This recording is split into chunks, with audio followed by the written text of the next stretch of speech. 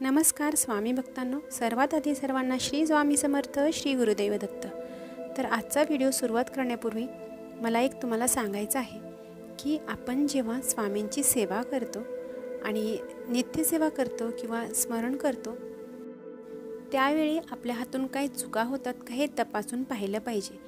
चुका म्हणजे काय तर आपण ज्यावेळी नित्यसेवा करून झाल्यानंतर उठतो आणि आपल्या घरातलं बिहेवियर म्हणजे आपण आपल्या लहान मुलांशी कशा पद्धतीने बोलतो, आपल्या मोठ्या व्यक्तींशी घरातल्या आपण कशा पद्धतीने बोलतो, आपल्या मिस्टरांशी कसे बोलतो किंवा कोणी स्वामी सेवेकरी दादा असतील ते त्यांच्या पत्नीशी कसे बोलतात, यावरून आपली जर चिडचिड होत असेल किंवा आपलं मन शांत नसेल तर अशा वेळेला आपण केलेली पूजा किंवा केलेली सेवा स्वामी स्वीकारत असतात, पण ते स्वामींना कुठेतरी आवडत नसतं। म्हणूनच आपल्याला आपल्या घरातील वातावरण अतिशय प्रसन्न आणि शांत ठेवलं पाहिजे आणि तेच आपल्या स्वामींना खूप आवडतं। म्हणजेच आपले स्वामी प्रसन्नतेचे आणि शांततेचे प्रतीक मानले जातात आणि आपल्याला सुद्धा त्यांच्या पावलावरती पाऊल ठेवून जायचं आहे आणि हा प्रपंच आणि परमार्थ या दोन्ही गोष्टी साधून आपल्याला आपली वाटचाल पुढे चालू ठेवायची आहे। ज्या स्वामी भक्तांच्या मनामध्ये शांतता आणि इतरांसाठी काहीतरी करून दाखवण्याची दृढ इच्छा असेल अशा भक्तांच्या घरातून स्वामी कधीही निघून जात नाहीत आणि ते सदैव त्यांच्या सोबत असतात, त्यांच्या घरामध्ये असतात आणि ते सदैव प्रत्येक अडचणीमध्ये त्यांच्या पाठीशी असतात।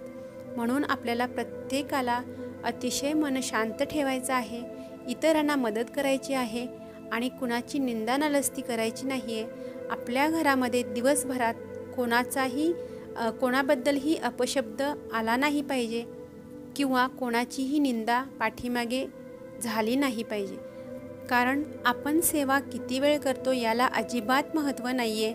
आपण कसे वागतो आणि आपण माणूस म्हणून कसे आहे याला खूप महत्त्वाचं आहे स्वामींच्या मते।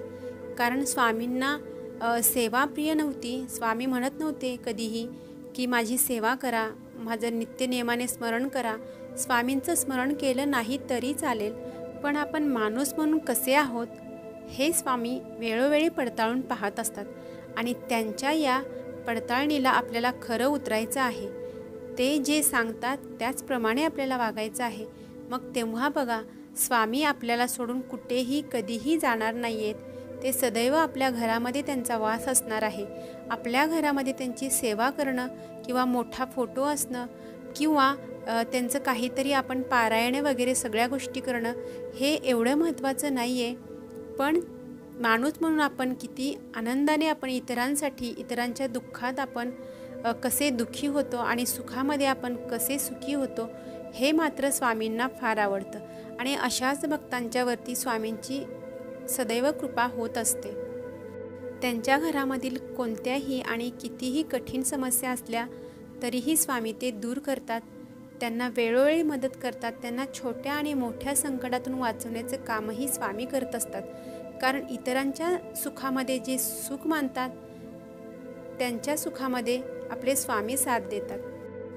तर स्वामी भक्तांनो, नकळत तुमच्याही हातून या चुका जर होत असतील तर त्या चुका आत्ताच सुधारा आणि आपल्या स्वामींना अनन्य भावे शरण जाऊन माफी मागून आपल्या या चुकांवरती स्वामींची क्षमा मागा आणि आपल्या वागण्यामध्ये जे बदल आहेत ते बदल करण्यास सुरुवात करा।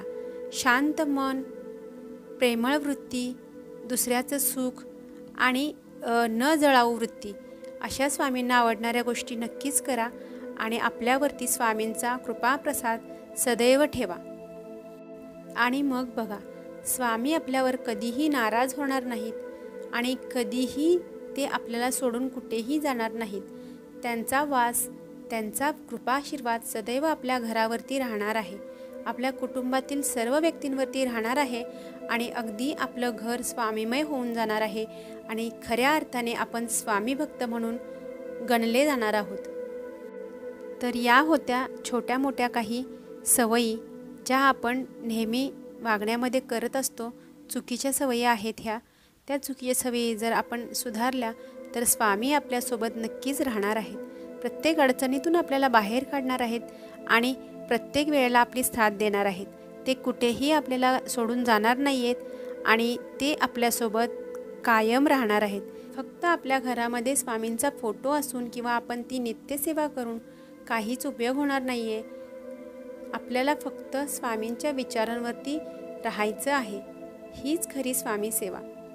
तर स्वामी भक्तांनो, तुम्हाला ही माहिती कशी वाटली कमेंट्सद्वारे नक्की सांगा. आवडली असेल तर व्हिडिओला लाईक करा, चॅनेलला सबस्क्राईब करायला विसरू नका आणि माहिती जास्तीत जास्त स्वामी भक्तांपर्यंत पोहोचवण्यासाठी मदत करा. सर्वांना श्री स्वामी समर्थ. श्री गुरुदेव दत्त.